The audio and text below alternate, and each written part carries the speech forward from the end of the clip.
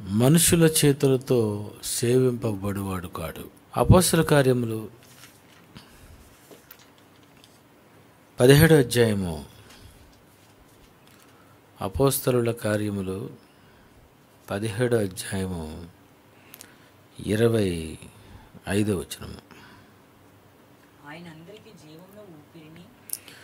ఆయన అందరికీ జీవమును ఊపిరిని సమస్తమును దయచేవాడు గనక తనకు ఏదైనాను కొదువ ఉన్నట్టు మనుష్యుల చేతులతో సేవింపబడేవాడు కాడు. ఈ అపోస్తల కార్యములు ఈ 17-25 వచనంలో పౌలు గారు మాట్లాడుతున్నటువంటి మాటల్లో ఈ మాట చాలా ఆలోచించవలసినటువంటి మాట. మనుషుల చేతులతో సేవింపబడువాడు కాడు అంటే దేవుని మనసులో ఉన్నటువంటి ఒక విషయాన్ని, దేవుడు ఎలాంటి వాడో, దేవుడు దేనిని స్వీకరిస్తాడో, దేవుడు దేనిని స్వీకరించడో, దేవుణ్ణి ఎలా మనిషి సేవించాలో అది పౌలు గారు మాట్లాడుతున్నారు. 25 మరొకసారి చదువుకుందాం. ఆయన అందరికీ జీవమును ఊపిరిని సమస్తమును దయచేయవాడు చెప్పేశాడండి. ఆయన అందరికీ జీవమును ఊపిరి. మనిషి బ్రతకడానికి జీవం ఉండాలి. మనిషి పీల్చుకోవడానికి అతనికి ఊపిరి ఉండాలి. జీవం కావాలి, ఊపిరి కావాలి. జీవం కావాలి, ఊపిరి కావాలి. ఈరోజు మనిషి బ్రతకాలి అంటే ఊపిరి ఉండాలి. ఈరోజు మనిషి బ్రతకాలంటే, అతను జీవంతో ఉండాలంటే జీవము, మానవునికి జీవము కావాలి. జీవము అది జీవము కావచ్చు, మొక్కల జీవము కావచ్చు, ఈ భూమి మీద ఉన్నటువంటి ఒక్కొక్క ఆహార పదార్థంలో ఉన్నటువంటి జీవము కావచ్చు. ఈరోజు మానవుడు ఎన్నో తింటున్నాడు. రకరకాలైనటువంటి ఆకుకూరలు, కాయగూరలు, మాంసాహారాలు, ఎన్ని రకాలైనటువంటి మానవుడు అనుభవిస్తున్నాడని మనం ఆలోచిస్తే సమస్తమును నేను దయచేశాను. సమస్తమును నేను దయచేసినప్పుడు, నా దగ్గర సమస్తము ఉన్నప్పుడు, నేను మీకు సమస్తాన్ని ఇచ్చినప్పుడు, పువ్వులు నేను ఇచ్చాను, కాయలు నేను ఇచ్చాను, మరి ఏవి మీరు నాకు ఇవ్వాలనుకున్నా ఇవన్నీ నేను మీకు ఇచ్చాను. మీ దగ్గర మీరు అనుభవిస్తున్నవన్నీ నేనిచ్చినవి. అవి సమస్తం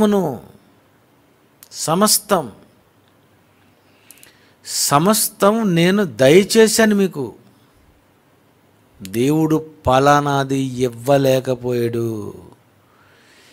ఇవ్వలేదు అని మీరు చెప్పకూడదు. దేవుడు ఫలానాది ఇవ్వలేదు అనడానికి కుదరదట. ఎందుకంటే సమస్తమును దేవుడు దయచేసి ఉన్నాడు. ఆయనే అన్నీ ఇచ్చాడు. ఆయన మీకు అన్నీ ఇచ్చినప్పుడు, సమస్తమును ఆయన జీవమును ఊపిరి సమస్తమును దయచేసినప్పుడు, మనుషులుగా ఈ మనుషుల చేతులతో నేను ఏం సేవించాలని నేను అనుకుంటాను. నీ చేతితో నువ్వు నాకు ఏమి ఇవ్వాలనుకుంటున్నావు? పండ, కాయ, ఏమిస్తావు? పాల, బంగారమా, వెండ, వజ్రాల, ఏమిస్తావు? నాకు మీ నుండి ఏం కావాలని నేను కోరుకున్నాను, నేను మీ నుండి ఏవైనా కావాలని కోరుకున్నానా అంటే సమస్తమును నేనే ఇచ్చినప్పుడు మనుష్యుల చేతులతో నేను సేవింపబడువాడను కాను. ఇది యావత్తు ప్రపంచంలో మనుషులకు అర్థం అవ్వక దేవునికి ఏదో ఒకటి ఇచ్చి దేవుణ్ణి నేను సేవిస్తాను అని మనిషి అనుకుంటాడు. దేవునికి ఏదో ఒకటి ఇచ్చి, మానవులు దేవుని దగ్గరకు వస్తే ఏదో ఇవ్వాలి అనుకుంటారు. ఆ దేవునికి పలానాది నేను ఇస్తే దేవుడు నన్ను ఇష్టపడతాడు, ఆయన కోరుకుంటాడు అని మనిషి అనుకుంటున్నాడు. కానీ ఈ వచనంలో మనం లోకంలో మనుషులు చేసిన దానికి దేవుడు ఈ వచనంలో రాసినటువంటి ఈ మాటను బట్టి మనకు అర్థమైపోవాలి. మనుష్యుల చేతులతో నేను సేవింపబడువాడను కాను. ఏమిస్తారు నా గురించి? ఏమిచ్చి నన్ను సాటిస్ఫై చేస్తారు? మీరు ఏదిస్తే అది నేను పుచ్చుకోవాలి. మీ దగ్గర ఏముందని ఇవ్వడానికి? నేను ఇచ్చినవే కదా, నేనే కదా అన్నీ మీకు నేను ఇచ్చాను. నేనే అన్నీ ఇచ్చినప్పుడు, సమస్తమును దయచేసినప్పుడు మనుషుల చేతులతో నేను సేవింపబడతానని మీరు ఎలాగనుకుంటున్నారు? ఇది పౌలు గారు చెప్పేశారు డైరెక్ట్గా. మనుషుల చేతులతో సేవింపబడేవాడు కాడు. ఇంతవరకు మీరు ఏమైనా ఆలోచించారో ఒకసారి మీరు ఆలోచించండి. దేవునికి నువ్వేమి ఇవ్వాలి? దేవుణ్ణి నువ్వు ఎలా సేవించాలి? నీ చేతులతో ఏదైనా ఇస్తే దేవుడు సేవింపబడుతున్నాడా? నువ్వు చేతులతో ఇచ్చేది దేవుడు సేవిస్తాడా, స్వీకరిస్తాడా? పిల్లరా, ఏమిస్తాడు అసలు మనిషి? దీని గురించి ఒక మంచి వచనం మనం చూద్దాం. మీకా గ్రంథము 6వ అధ్యాయము 6, 7, 8 వచనములు. మీకా గ్రంథము 6వ అధ్యాయము 6, 7, 8 వచనములండి. ఏమి తీసుకొని వచ్చి నేను యెహోవాను దర్శింతును. చూడండి, ఈయన భలే మాట్లాడుతున్నాడు. ఈయన ఏమి తీసుకొని వచ్చి నేను యెహోవాను దర్శింతును. నేను ఏది ఇచ్చి దేవుణ్ణి నేను చూస్తాను. ఎలా నేను దర్శిస్తాను దేవుణ్ణి? ఏమిస్తే ఆయన నాకు కనిపిస్తాడు? ఫలానా ఇస్తే నేను చూడగలనా? ఆయన ఆలోచిస్తున్నాడు. నేను కూడా అదే ఆలోచిస్తున్నాను. అందుకే ఈ టైటిల్ వేశాను. నేను అదే ఆలోచిస్తున్నాను. ఏమిచ్చి ఆయనను నేను దర్శిస్తాను? ఏమి తీసుకొని వచ్చి మహోన్నతుడైన దేవుని సన్నిధిని నమస్కారము చేతును. ఆయన అంటున్నాడు, ఏమిచ్చి నేను నమస్కారం చేస్తాను. మీరు ఎప్పుడైనా ఆలోచించారా? మీరు ఏమిచ్చి నేను ఆయనకు నమస్కారం చేస్తాను? ఏమిస్తారు? ఏమి తీసుకొని వచ్చి ఆయనకు నేను నమస్కారం చేస్తాను? మనుషుల చేతులతో సేవింపబడువాడు కాదు కదా. మనుషుల చేతులతో ఆయన సేవింపబడువాడు కానప్పుడు నేను ఏమిస్తాను? ఆలోచించారా? ఏమిస్తారు మీరు అని మళ్ళీ కింద ఆయన మాట్లాడుతున్నాడు. ఏమని? దహన బలులను, ఏడాది దూడలను అర్పించి దర్శింతునా. దహన బలులను, ఏడాది దూడలను నేను అర్పించి దర్శింతున. ఎన్ని ఏమి ఇవ్వాలి? దహన బలులు ఇవ్వాలి. నేను దహన బలులు ఏవేవి? దహన బలులు. ఆ దహన బలులో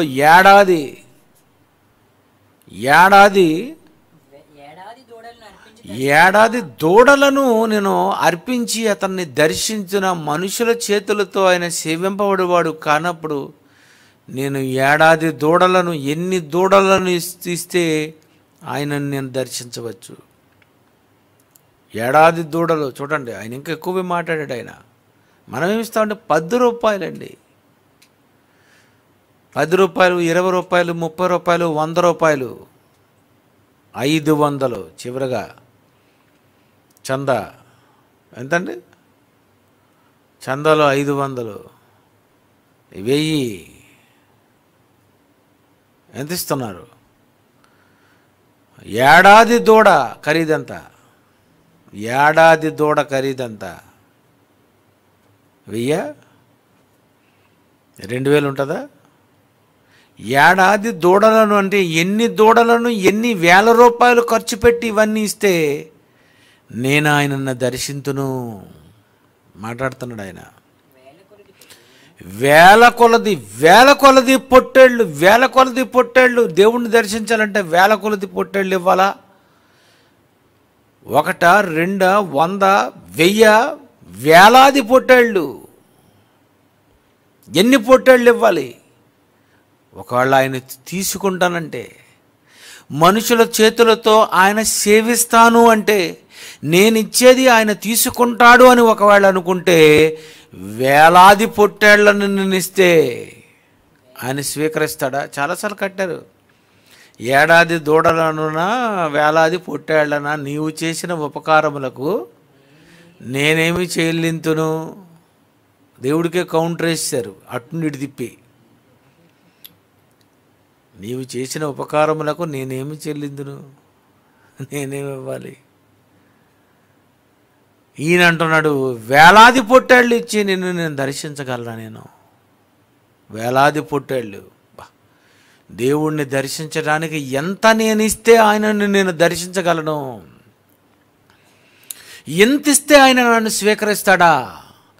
ఎంత ఇస్తే, ఇన్నిస్తే ఆయన సేవిస్తాడా? ఆలోచన మొదలైపోయింది ఆయనకి. ఎన్ని ఇవ్వాలి? వేలాది దూడలనా? వేలాది పొట్టేళ్లనా?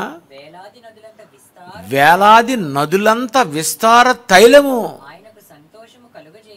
బాబ్బా, ఈయన ఎంత బాగా మాట్లాడు. వేలాది నదులంతా. ఎన్ని నదులు ఉన్నాయి మన దగ్గర? ఎన్ని నదులు ఉన్నాయండి? మీకే తెలుసు ఎన్ని నదులు ఉన్నాయో. గోదావరి, కృష్ణ, కావేరి, తుంగభద్ర, గంగా, యమున, బ్రహ్మపుత్ర, ఇవన్నీ కూడా నీళ్లు. ఇప్పుడు వాటిని మనం ఏం చేయాలి? తైలంగా మార్చేయాలన్నమాట. ఎక్కడ తైలం నదులు ఎక్కడ ఉన్నాయండి? నీళ్ల నదులే కదా. నీళ్ళు అయితే 20 రూపాయలు, తైలం అయితే ఆలోచించండి. ఆయన అంటున్నాడు, ఈ వేలాది నదులంతా విస్తార తైలము. 4 నదులు 10 నదులు కాదు, వేలాది నదులు. ఈ భూప్రపంచంలో, ఈ ప్రపంచంలో ఎన్నో నదులు ఉన్నాయి. ఎన్నో ఎన్నో ఎన్నో నదులు ఉన్నాయి. చిన్న నదులు, పెద్ద నదులు, అన్ని నదులు. ఆదామవ్వల దగ్గర నుండి 4 నదులుగా చీలిపోయింది. ఆ 4 నదులుగా చీలిపోయినటువంటి యావత్తు ప్రపంచంలో అక్కడ నుండి అవి ఎన్ని నదులుగా మారాయి, ఎన్ని ప్రాంతాల్లో ఉన్నాయి. ఈ నదులంతా విస్తార తైలము నీకిచ్చిన చాలునా? సరిపోతాయా? స్వీకరిస్తారా? మనుషుల చేతులతో నేను సేవింపబడేవాడును కాను. సేవించటం ఎండిగోండి, ఇది మీరు సేవించండి అంటారు, అంతేనా? ఏదో ఒకటి ఇచ్చి ఏమంటారు? సేవించండి. దేవుడు అంటున్నాడు, మనుషుల చేతులతో సేవింపబడేవాడును కాను. నాకేమీ లేదని మీరు నాకు ఇస్తారు. నేను కదా మీకు నేను ఇచ్చాను.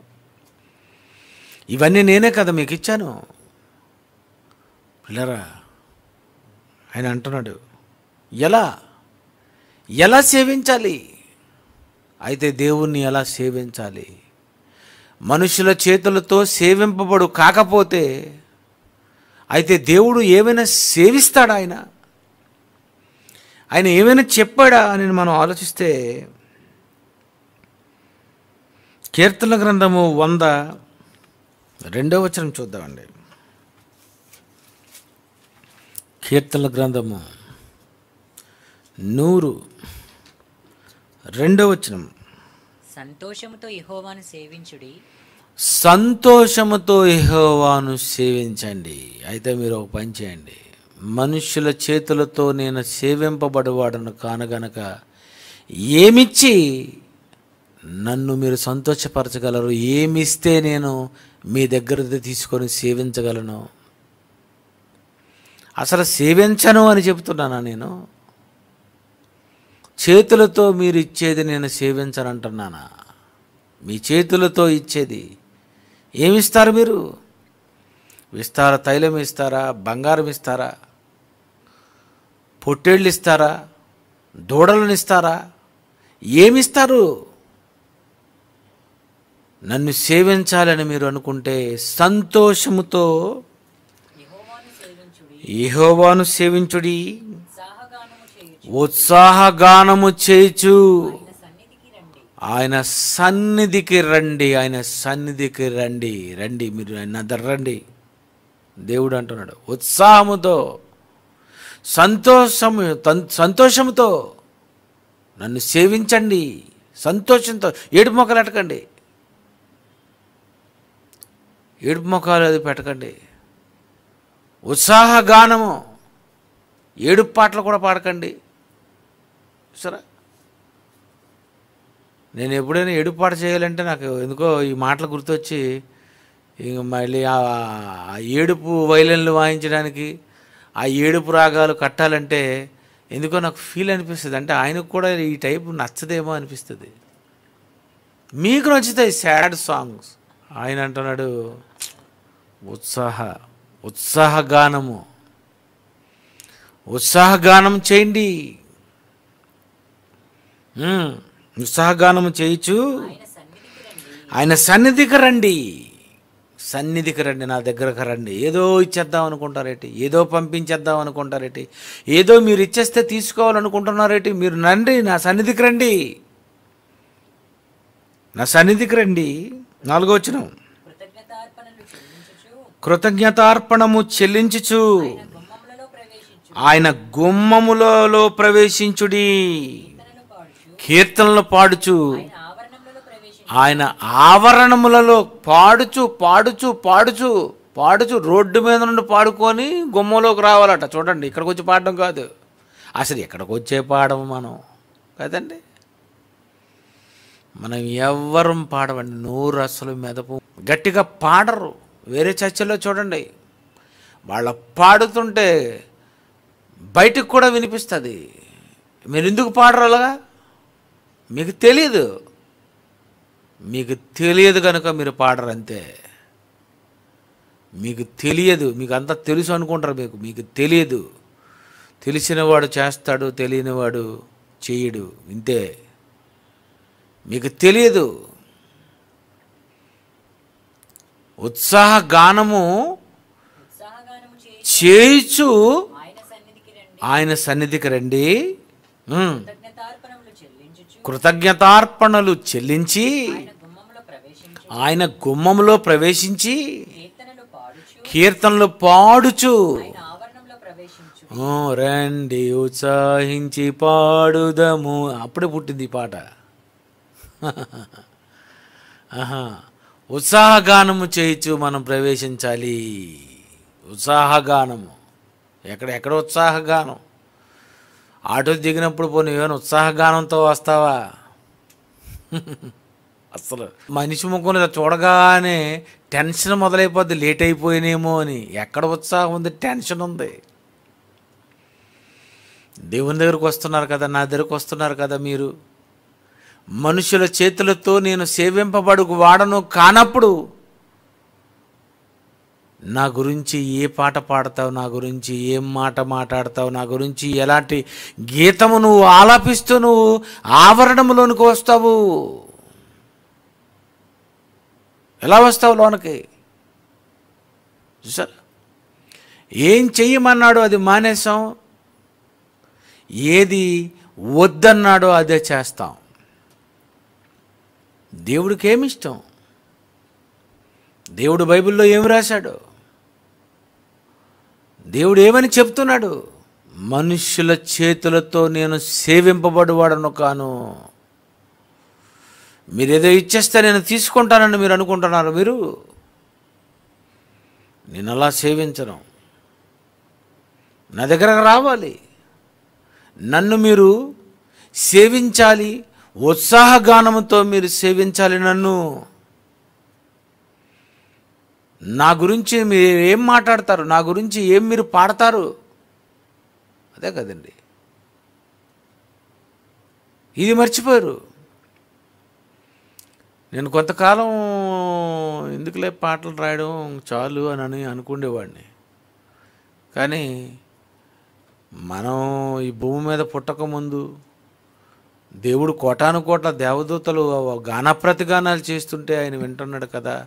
ఆయనకు కొత్త పాటలు, ఆయనకు కొత్త కొత్త రాగాలతో ఉత్సాహంతో ఇలాంటి పాటలు చేస్తే ఆయనకి ఇష్టమేమో అని నేను బాగా ఆలోచించే చేయడం మొదలుపెట్టాను. సంవత్సరాలు చేయాలి, సంవత్సరం అంతా చేయాలి, 365 రోజంతా పనిచేయాలి. 5 నిమిషాల్లో రాసేసే పాటలు కాదు అవి. ఈ సంవత్సరం కూడాను చాలా మంచి పాటలు, మంచి మంచి ట్యూన్స్, మంచి విషయాలు, ఇవి దేవుడికి ఇష్టం అయితే ఇది మనం చేయాలి. ఆయనకి ఏమి ఇచ్చినా ఆయన నేను తీసుకోను అన్నప్పుడు ఇది చేస్తే ఆయన ఇష్టపడతాడా, ఇలా పాడితే ఆయన ఇష్టపడతారా, అయితే ఇది మనం చెయ్యాలా కదండి. మీకా గ్రంథము 6వ అధ్యాయము 8వ వచనం చూడండి ఒకసారి. 6వ అధ్యాయము 8వ వచనము. మనుష్యుడా ఏది ఉత్తమమో అది నీకు తెలియజేయబడి ఉన్నది. దేవుడు అంటున్నాడు ఏది ఉత్తమమో. ఏం తీసుకుంటాడు, ఏది మంచిది, ఏది ఉత్తమమో అది నీకు తెలియజేయబడి ఉన్నది. అంటే దేవుడు ఏది సేవిస్తాడో అది దేవుడు చెప్పాడట. ఏది ఉత్తమమో అది నీకు తెలియజేయబడి ఉన్నది. న్యాయంగా నడుచుకో. క్యాండిల్స్ కదండి. క్రైస్తవులు ఏం చేస్తారండి, కొవ్వొత్తులు. కొన్ని చర్చెస్కి వెళ్ళారనుకోండి, రోమన్ క్యాథలిక్ చర్చెస్కి ఏం చేస్తారండి, కొవ్వొత్తులు. ఎందుకు కొవ్వొత్తులు? మీకు రోజు 20 కొవ్వొత్తులు, 50 కొవ్వొత్తులు కానీ వెలిగించామనుకో మరి ఇంకా అక్కడ ఉండలేరు. ఎందుకు కొవ్వొత్తులు? అరటిపళ్ళు, యాపిల్ పండు కంటే ఖరీదు తక్కువ కదా. పేడ 60 రూపాయలు. అమ్మ భలేగా ఉంది చూసారా. అరటిపళ్ళు ఇవన్నీ ఇచ్చేస్తే నేను తీసుకుంటాను అనుకుంటున్నారా? మీ మనుషుల చేతులతో నేను సేవింపబడేవాడని అనుకుంటున్నారా? ఏది ఉత్తమమో అది నేను మీకు తెలియజేశాను. అది మీరు ఆలోచించలేదు. అది పౌలు ఆలోచించాడు, అది మీకా ఆలోచించాడు. ఏది ఉత్తమమో అది మీకు తెలియజేసి ఉన్నాడు. న్యాయంగా మీరు నడుచుకోండి. న్యాయంగా నడుచుకోండి. అన్యాయం చేయకండి. దేవుడు అంటున్నాడు ఏది చెప్పాడో అది మిస్ అయిపోయామండి. ఏది చెప్పాడో అదే ఈరోజు క్రైస్తవ్యం మిస్ అయింది. క్రైస్తవులలో కూడా మరి నువ్వు చదువుకున్న తర్వాత నీకేమర్థమైంది? నీకు న్యాయముగా నువ్వు నడుచుకో. న్యాయం, పక్షపాతం లేకుండా అందరి ఎడల న్యాయంగా నువ్వు నడుచుకో. నువ్వు అలా నడుచుకోకపోతే దేవుడికి ఇష్టం ఉండదు. ఒకరినొకలాగా నువ్వు ఇలాంటి మనస్సుతో నువ్వు ఉన్నావు అనుకో, నువ్వు అనుకోవచ్చు దేవుడు అస్సలు దరిదాపుల్లోకి రానివ్వడు. నువ్వు న్యాయంగా నడుచుకో అన్నాడు. న్యాయంగా నడుచుకో. నీ కాయొద్దు, నీ పండొద్దు. బలి అర్పణ కోరలేదు.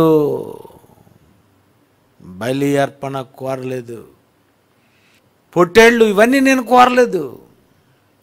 ఇవన్నీ ఇవ్వమని నేను అడగడం లేదు. ఏది ఉత్తమమో చెప్పాను. న్యాయముగా మీరు నడుచుకోండి. కనికరము మీరు ప్రేమించండి. కనికరం చూసారా, ఇది ఒక కొత్త మాట. కనికరం అంటే ఎవరు నువ్వు కనికరించావు? ఎవరిని కనికరించావు? గొడవాడావా? కనికరించావా? మాట అనేసావా? కనికరించావా? ఏం మాటలు మాట్లాడావు? ఎలా కనికరించావు చూసారా. పండు ఇవ్వగలము, కాయ ఇవ్వగలము, ఏదైనా ఇవ్వగలం. ఏంటి చెప్పండి, ఎంత కావాలంటే ఎంత ఇవ్వగలను, కానండి నేను మాత్రం ఇంకా నేను క్షమించలేనండి. అదే అదే అదే అదే కావాలి నాకు అదే కావాలి. నువ్వేదైతే చేయలేనంటున్నావో అది నేను కోరుతున్నాను. కనికరమనే కోరుచున్నాను కానీ బలిని కోరువాడను కాను. అది కూడా ఆయన చెప్పాడు. చూడండి ఒకసారి బైబిల్లో చూద్దాం.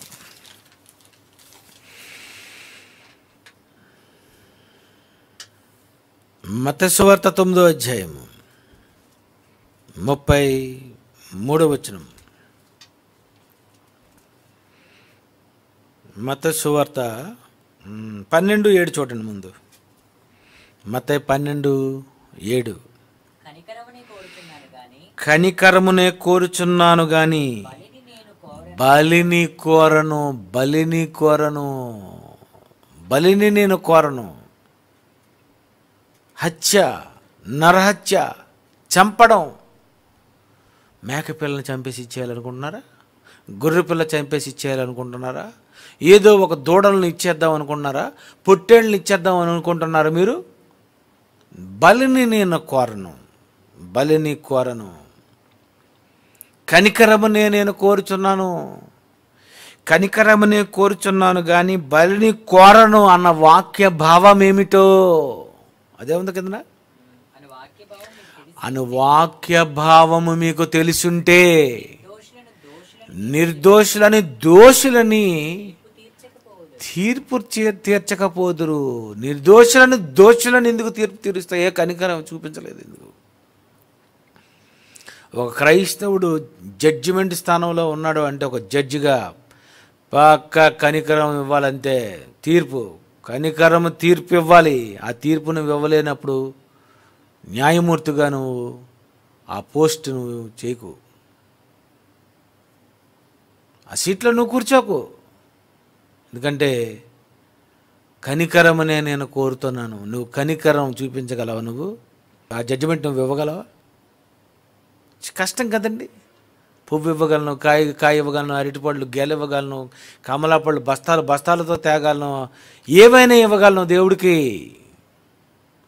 వేలాది నదులంతా విస్తార తైలము నేను ఇవ్వగలను. నాకు అదెందుకు?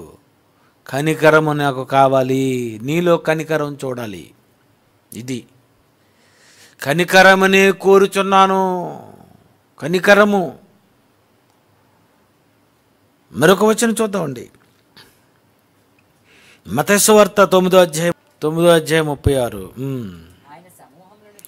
ఆయన సమూహములను చూచి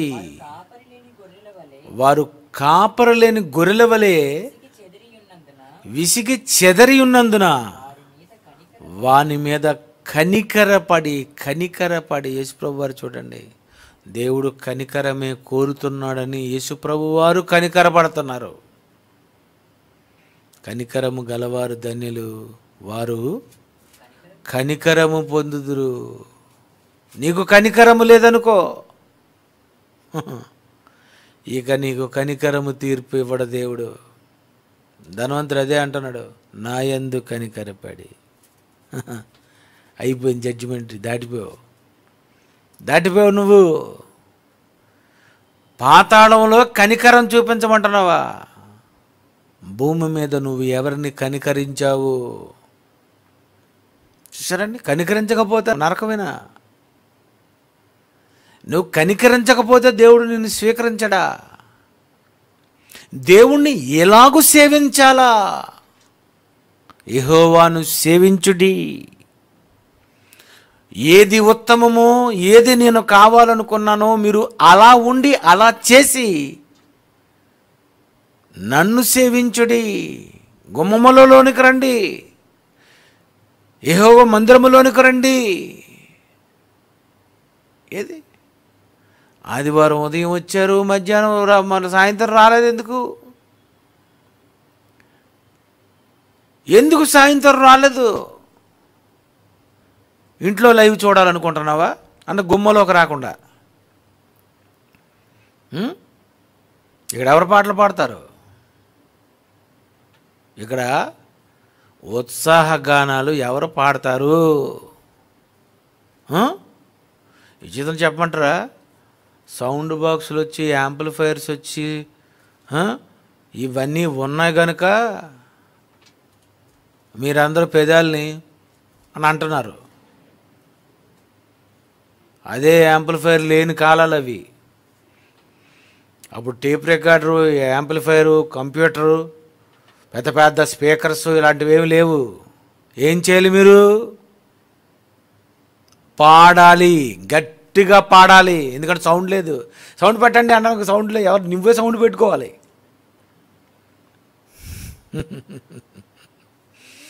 అది తెలివితేటలు కదండి మనకి. పాట వేశారు, అది ఇంకెందుకు? డైరెక్టర్ గారు అంటారు, ఇంకో మీరందరూ ఇప్పుడు వేస్తారు, పాడండి. ఎవరు పాడరు. పాట వస్తే కదా, పాటల పుస్తకం కొనుక్కుంటేనే కదా. నిజమండి. మేము అందుకే వీళ్ళు కొనుక్కోరని పాటల పుస్తకాలు కూడా తగ్గించామండి. ఎందుకంటే మీరు కొనుక్కోరు. అన్నయ్య గిఫ్ట్ ఇస్తారా మాకు బుక్కు? ఓరి నాయన, గిఫ్టా? ఏం చేయాలి నువ్వు? ఏమి ఇష్టం? ఏది ఉత్తమము? ఏది కోరుతున్నాడు? మనుష్యుల చేతులతో ఆయన సేవింపబడుకాడు. నువ్వేది ఇచ్చినా నాకొద్దు, పోని ఒకవేళ ఇవ్వాలనుకుంటే గో ఇలాంటివి ఇవ్వు అన్నాడు ఆయన. ఎంత మంచివాడండి. నాకేమొద్దు, మనుషుల చేతులతో సేవింపబడివాడను కాను, కానీ నన్ను సేవించాలని ఒకవేళ మీరు అనుకుంటున్నారా?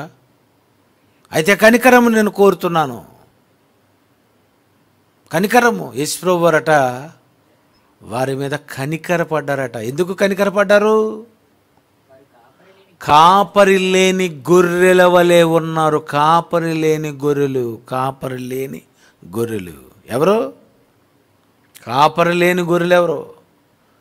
మీరు కాపరులున్న గొర్రెలు. ఏ గొర్రెలు మీరు? కాపరులున్న గొర్రెలు మీరు. కానీ మిగిలిన సంఘాలు ఉన్నాయి. వాళ్ళెవరు? గొర్రెలే. వాళ్ళకి కాపరులు లేరు. చర్చికి ఏం పెట్టాలో తెలీదు పేరు, ఏం బోధించాలో తెలీదు, ఏమి నేర్పించాలో తెలీదు, ఎలా పోషించాలో తెలీదు, ఎలా వాక్యాన్ని నేర్పించాలో తెలీదు. వాళ్ళందరూ ఎవరు అనుకున్నారు? కాపరి లేని గొర్రెలు. లోకంలో ఉన్న కోట్ల మంది ఉన్నారు, కాపరి లేని గొర్రెలుగా ఉన్నారు. వాళ్ళు రోడ్డు మీద ఎంతో మీకు కనిపిస్తుంటారు. బీచ్లోకి వెళ్తే అక్కడ ఎంతోమంది కనిపిస్తారు. వాళ్ళు ఎవరు? కాపరి లేడు.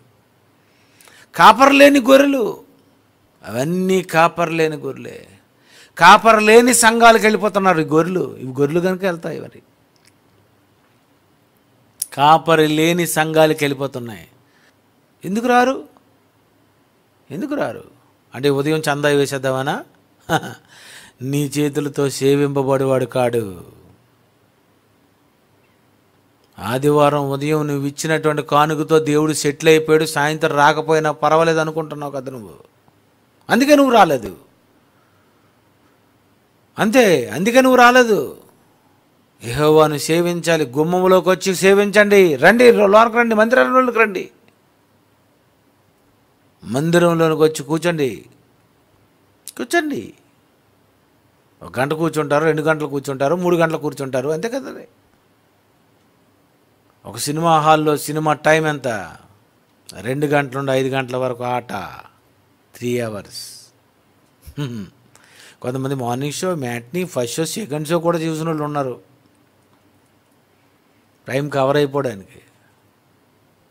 మరి ఈరోజు దేవుని దగ్గర రావాలంటే ఆయన రావాలంతే. కరోనా కనుక మీకు దేవుడు కూర్చోమన్నాడు. కరోనా ఆ టైంలో కరోనా కనుక దేవుడు కూడా ఏమండు, మీ గదిలో ఉండండి బాబు, సంహారక దూత తిరుగుతుందని. సంహారక దూత తిరిగితే ఏం చేయాలి? గదుల్లో ఉండాలి. ఆ సంహారక దూతను తోలేశాడు ఆయన, తప్పించాడు ఆయన. రావడానికి ప్రాబ్లం ఏంటి? చూసారా? ఆయన్ని ఎలా సేవించాలి, ఆయనను ఎలా సేవించాలి, ఏ విధంగా ఆయనను సేవించాలి, సేవించాలట, సేవించాలి ఆయన్ని సేవించాలి. మరొక వచనం చూద్దాం, మత్తయి సువార్త 4:10. మత్తయి సువార్త 4:10. యేసువానితో సాతానా పొమ్ము, ప్రభువైన నీ దేవునికి మ్రొక్కి ఆయనను మాత్రము సేవించాలి. చూసారా యేసుప్రభువు ఎంత బాగా చెప్తున్నారు. నా తండ్రిని సేవించాలి, ఆయనను మాత్రమే సేవించాలి. యెహోవాను సేవించుడి, దేవుని దగ్గర రావాలి, ఉత్సాహధ్వని చేయాలి, గానము చేయాలి, కనికరం చూపాలి. కనికరము. అమ్మ బాగున్నారా, వచ్చారా, అమ్మ కూర్చోండి అమ్మ ఇక్కడ, ఇంకా ఈరోజు మనం క్లాస్ చెప్పుకుందాం, మంచి మాటలు మనం చెప్పుకుందాం. ఎలా ఉండాలండి, ఎలా ఉండాలి? కనికరం. ఎలా ఉంది నీ ప్రవర్తన? కనికరంగా ఉందా, చిరాగ్గా ఏమైనా ఉందా? చిరాకు ఉందా నీకు? అది ఇంట్లో పిల్లల మీద చూపించుకో చిరాకు. నువ్వు ఇంట్లో ఉన్న పిల్లల మీద చూపించుకో చిరాకు. వీళ్ళ మీద చిరాకు ఏంటి నీకు అసలు ఏమీ తెలీదు. 3 ప్రసంగాలు వస్తే చిరాకు వచ్చేస్తుంది నీకు. కనికరము. సరే, క్యారెక్టర్ కనికరం ఉండాలి. పోన్లే మరి పాపం ఏదో తప్పు అయిపోయింది.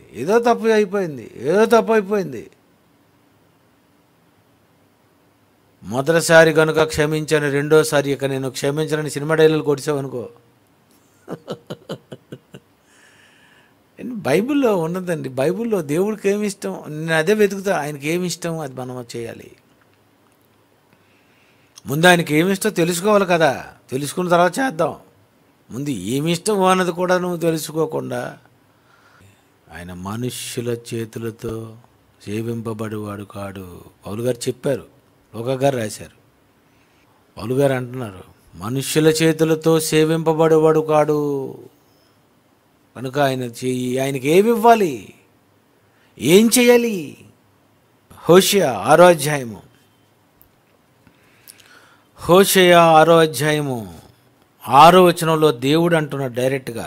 4 నుండి చదివితే మీకు అర్థమవుతుంది, కానీ 6 చదవండి. నేను బలిని కోరను గాని కనికరమునే కోరుచున్నాను. దహన బలుల కంటే దేవుని గూర్చిన జ్ఞానము నాకిష్టమైనది. దేవుడు అంటున్నాడు, దేవుని గూర్చిన జ్ఞానము నాకిష్టమైనది. దహన బలుల కంటే దేవుని గూర్చిన జ్ఞానము నువ్వు నేర్చుకున్నావా? అయితే నువ్వు నాకు ఇష్టం. దేవుని గూర్చిన జ్ఞానము నేర్చుకుంటే నువ్వు నాకు ఇష్టము.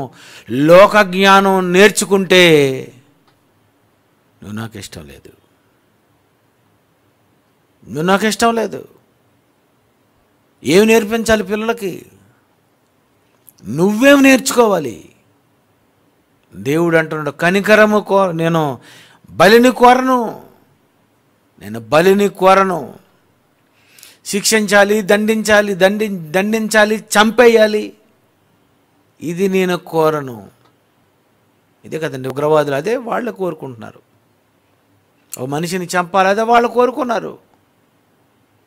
కనికరము లేనివాడు కనికరము తీర్పు పొందుతున్నారు, చచ్చిపోతున్నారు వాళ్ళు కనికరము లేకపోవటం వలన. నేను బలిని కోరువాడను కాను. దహన బలుల కంటే దేవుని గూర్చిన జ్ఞానము నాకిష్టమైనది. నీకిష్టమైనది కావాలి దేవునికి. బలి అర్పణ కోరలేదు దేవుడు అని రాసిన పాట.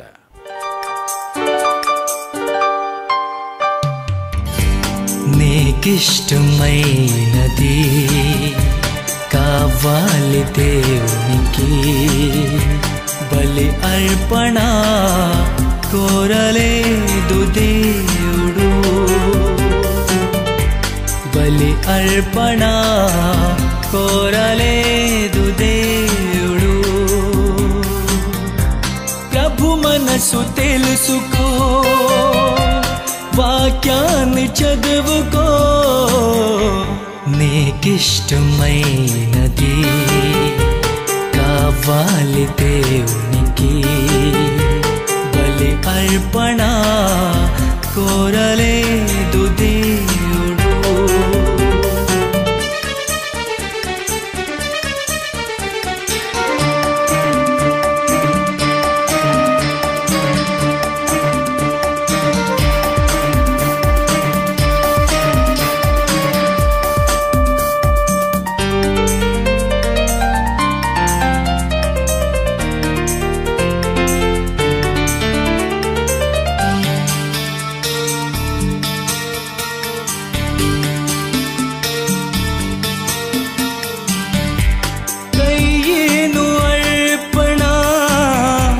తెచ్చాడు దేవునికి, హేబేలు అర్పణ నచ్చింది దేవునికి. కయీను అర్పణ తెచ్చాడు దేవునికి, హేబేలు అర్పణ నచ్చింది దేవునికి.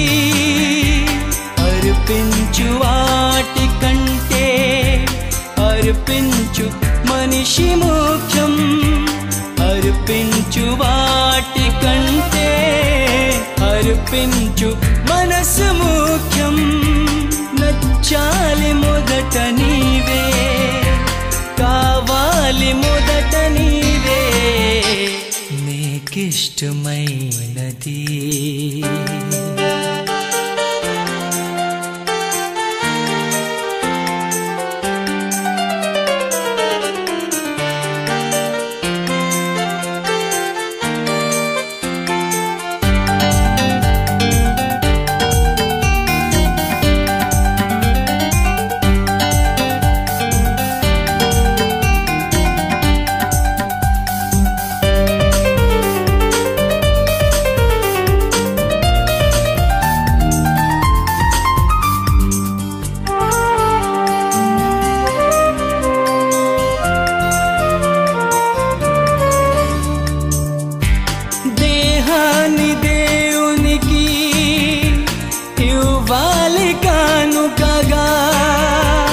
క్రీస్తువలె దేహం కావాలి యాగముగా, దేహాన్ని దేవునికి ఇవ్వాలి కానుకగా.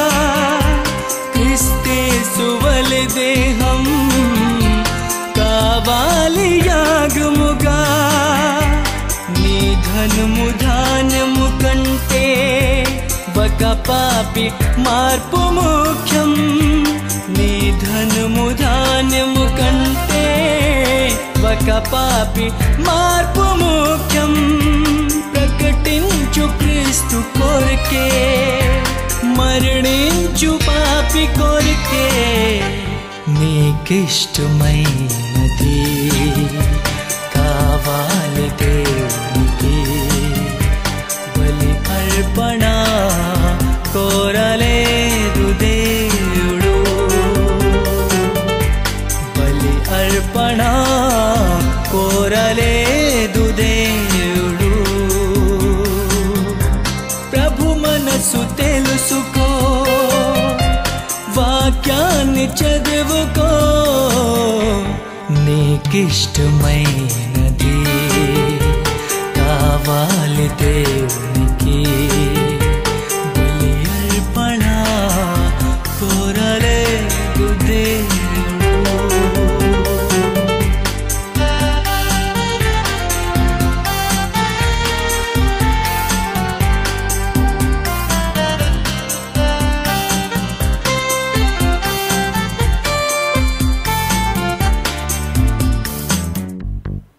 చూసారా, చాలామంది పాడుకుంటుంటారు ఈ పాట. ఈ వాక్యం చదివితే నాకు అనిపించింది, దహన బలుల కంటే దేవుడి గురించిన జ్ఞానము నాకిష్టమైనది, నీకిష్టమైనది కావాలి. దేవునికి ఇష్టమైనది, దేవుని జ్ఞానం నువ్వు నేర్చుకోవాలి. మనుషులందరూ సత్యమును గూర్చిన అనుభవ జ్ఞానము గలవారై ఉండవలనని ఆయన కోరుతున్నాడు. అంతేనా? 1 తిమోతి 2:4, 1 తిమోతి 2:4 మనుష్యులందరూ రక్షణ పొందాలి. ఇగో నేను ఇది కోరుతున్నాను, ఈ కోరిక తీరుస్తారా? సువార్త చెప్తారా? వాళ్ళు కొడతారు, తిడతారు, ఏదో అంటారు, వెళ్ళడం మానేస్తారా? వాళ్ళ మీద కనికర పడతారా? మనుషులందరూ రక్షణ పొంది సత్యమును గూర్చిన అనుభవ జ్ఞానము గలవారై ఉండవలనని, సత్యమును గూర్చిన అనుభవ జ్ఞానము. బైబిల్ నేర్చుకోవాలి. నేర్చుకుంటావు? నువ్వు నేర్చుకుంటావా పిల్లరా? పూర్తిగా వచ్చా? అన్ని పాఠాలు తెలుసా? ఒక 5 పాఠాలు తెలుసా? దేవుడికి ఏమి ఇష్టం? దేవుడు ఏమి కోరుతున్నాడు? దేవుని గూర్చిన జ్ఞానము నాకు ఇష్టము. నిజమండి, దేవుడికి అదే ఇష్టం. నా కొడుకుకి అందుకే లోక జ్ఞానం వేరేది అన్నారని తీసిపడేసానంతే. లోక జ్ఞానం లేదు, బడి లేదు, ఏం లేదు. తీసేయి చూద్దాం ఏమవుతుందో. అందరూ చదివి ఏం చేశారు, వీడు చదవకుండా ఏం చేస్తాడో చూద్దాం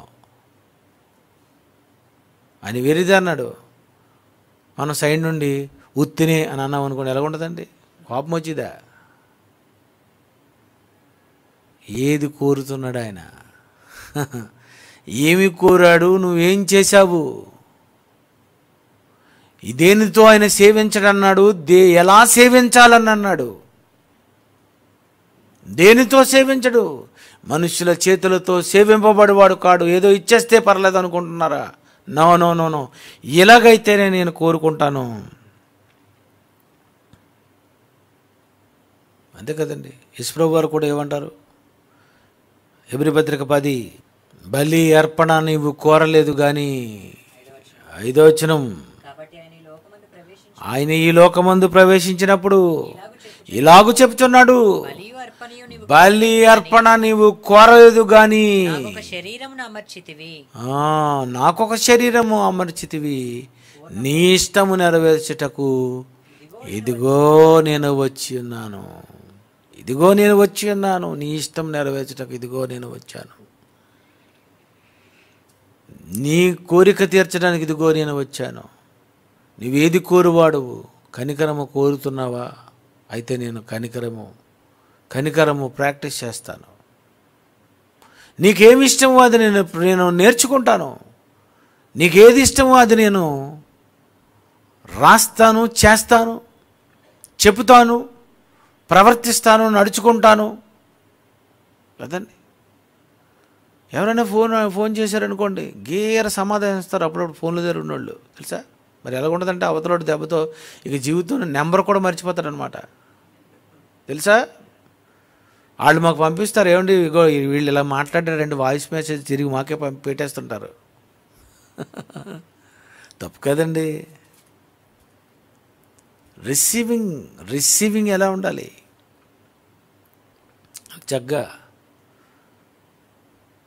ఎంత చక్కగా రిసీవింగ్ ఉండాలండి. నేనైతే అందరినీ బాబు అంటాను, నాకు ఎక్కువ అలవాటు. బాబు బాగున్నావు బాబు అని. కానీ డైరెక్టర్ గారి దగ్గర, ప్రసన్న బాబు దగ్గర నేర్చుకున్నాను, ఎవరినైనా చెప్పనా అన్న, అవునా అన్న, వెళ్ళినా అన్న అంటే ఇది బాగుంది కదా. బాబు అంటే ఇంకొక రకంగా ఉంది అది. చెప్పినా అన్న అంటే వాళ్ళకు కూడా ఏమైనా ప్లెజెంట్గా అనిపిస్తుంది. అబ్బాయి ఎంత బాగా మాట్లాడతారండి వీళ్ళు, చూసారా? చెప్పు అని అన్నాం అనుకోండి, ఎలా ఉంటుందండి? గొప్ప కనికరమే. కొన్ని మనకు తెలియదు, కొన్ని మనం నేర్చుకోవాలి, కొన్ని మనం తెలుసుకోవాలి. కొంత టైం పడుతుంది. బైబిల్లో ఏముందో అది నువ్వు నిజంగా నువ్వు చేసిన నాడు ఆయన చాలా ఇష్టపడతాడు. ఆయన నాకు ఇది ఇష్టం, అది నువ్వు చేశావు, అయిపోయిందంతే. కనుక ప్రియమైన దేవుని పిల్లరా, మనుషులు ఏది ఇచ్చినా వాటితో నేను తృప్తి పొందను, సమస్తమును నావే. ఏమిచ్చి నన్ను సేవిస్తారు మీరు? నేను చెప్పి మీరు చేసి నన్ను సేవిస్తారు, నిర్ణయించుకోండి ఏది ఉత్తమమో నీ ముందు ఉన్నదని చెప్పాడు. కళ్ళు మూసుకోండి. ప్రేమగల మా తండ్రి, మా ఏడల్లో కూడా మీరు కనికరం చూపిస్తున్నారు కనుకనే మేము ఇంకా బ్రతికి ఉన్నాం. మీ కుమారుడైన యేసు భూమి మీదకు వచ్చినప్పుడు ఆయన కనికరమే. పరిశుద్ధాత్మ దేవుడు కూడా మాకు ప్రార్థన చేయడం రాక మమ్మల్ని మా గురించి మరి విజ్ఞాపనలు మీకు చేస్తున్నారంటే మీరంతా కూడా కనికరమే కోరేవాడు. మేము కూడా అదే కోరుకోవాలి, మేము అదే నేర్చుకోవాలి. మేము అలాగే ఒకరినొకరు క్షమించుకోవాలి. కనికరము గలవారు ధనుల వారు కనికరము పొందుదురు. చనిపోయిన తర్వాత ధనవంతులకు లేని కనికరము, ఇక్కడ మీ కొరకు మేము బతికితే మేము కనికరము పొందుతాం. కనికరమునే మీరు కోరుతున్నారు కనుక మీ పిల్లలు అవి నేర్చుకునేటట్లు సహాయం చేయండి. యేసుక్రీస్తు పేరటి ప్రార్థనకు సమర్పిస్తున్నాం తండ్రి.